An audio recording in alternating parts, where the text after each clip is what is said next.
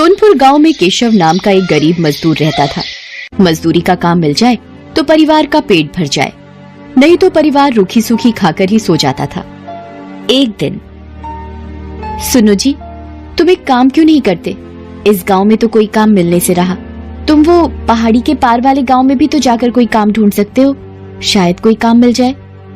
पर कमला, उस पहाड़ी का रास्ता बहुत खराब है, ज्यादातर सुनसान ही रहती है पहाड़ी। पर कुछ तो करना पड़ेगा जी, बच्चों को कब तक रूखा सूखा खिलाते रहेंगे? कोशिश तो करनी ही पड़ेगी ना जी। ठीक है कमला, मैं कल सुबह ही दूसरे गांव के लिए निकल जाऊंगा, ठीक है, ताकि समय से वापस आ सकूं। कमला अगले दिन केशव को कुछ भुने चने और गुड़ बांध कर देती है। सुनो, ये कुछ भुने चने और गुड़ लेते जाओ, रास्ते में भूख लगेगी तो खा लेना। केशव मजदूरी करने के लिए दूसरे गांव निकल पड़ता है। वो उस पहाड़ी के रास्ते चलता जाता है। आधे रास्ते चलने पर केशव थक जाता है। वो सोचने लगता है, थोड़ी देर यहीं इस पेड़ के नीचे आराम कर लेता हूँ, फिर आगे बढ़ूंगा।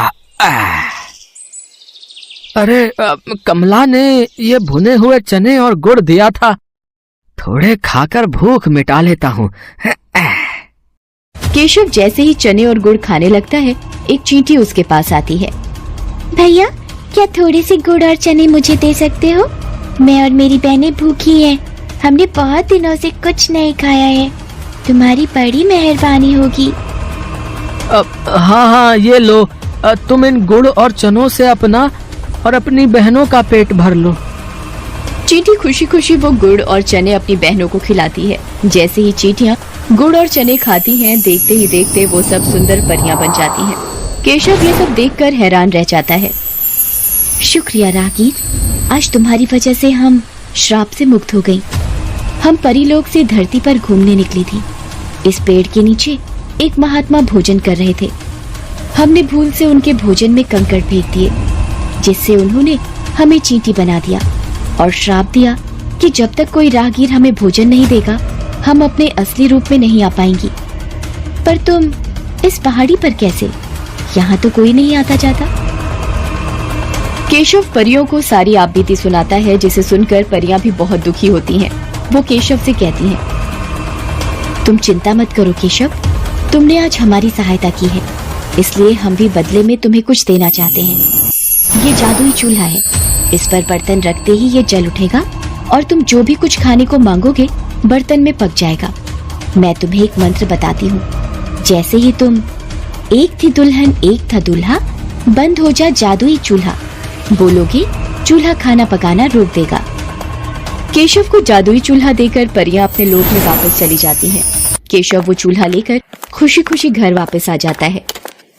अरे, तुम तो बहुत जल्दी वापस आ गए, और ये चूल्हा कैसा? अरे कमला रुको, मैं तुम्हें एक जादू दिखाता हूँ, तुम एक पतीली लेकर आओ। हाँ। कमला एक खाली पतीली लेकर आती है। केशव पतीली को जादुई चूल्हे पर रखता है और चूल्हा जल उठता है। केशव दाल बोलता है और पतीली दाल से भर जाती है। केशव एक एक करके चूल्हे पर बर्तन रखता जाता है और मिनटों में सारा खाना बनकर तैयार हो जाता है। ये देखकर कमला और बच्चे बहुत खुश होते हैं। देखा कमला, मिनटों में सारा खाना इस चूल्हे पर तैयार हो रहा है, और कुछ चाहिए तो बोलो। बस बस, अभी इतना बहुत है हमारे लिए।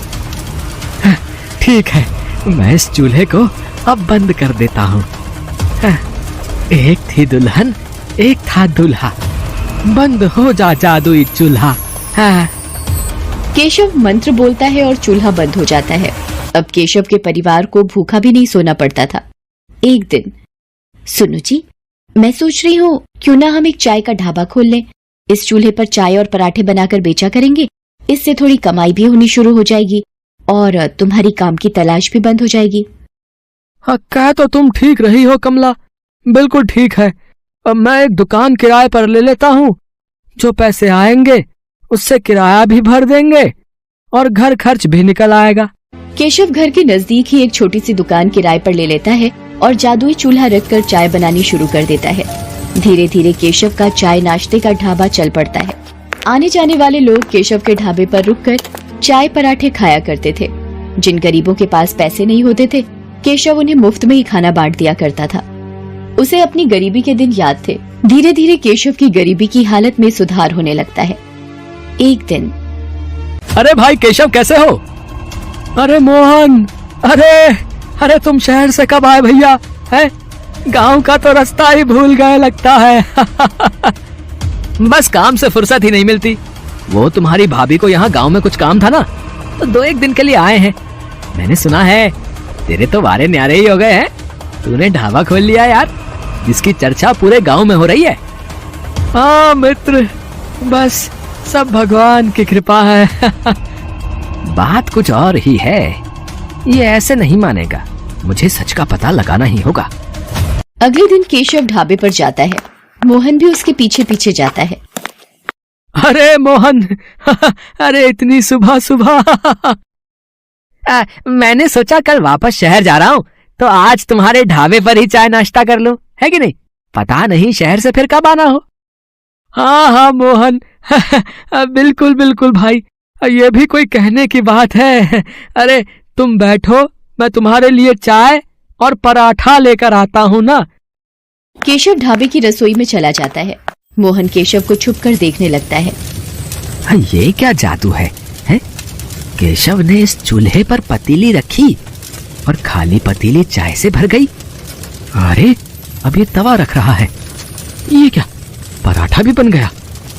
ये तो कोई जादुई चूल्हा है। अच्छा तो ये बात है, तभी कहूँ ये रूखी सूखी खाने वाले ने ढाबा कैसे खोल लिया है? ये चूल्हा वैसे मेरे पास होना चाहिए, मैं इसे चुरा लेता हूँ। हाँ। शाम को जब केशव घर लौट जाता है, मोहन रात के वक्त चूल्हा चुरा कर पत्नी के साथ शहर भाग जाता है। केशव जब ढाबे पर आता है, चूल्हा गायब होता है।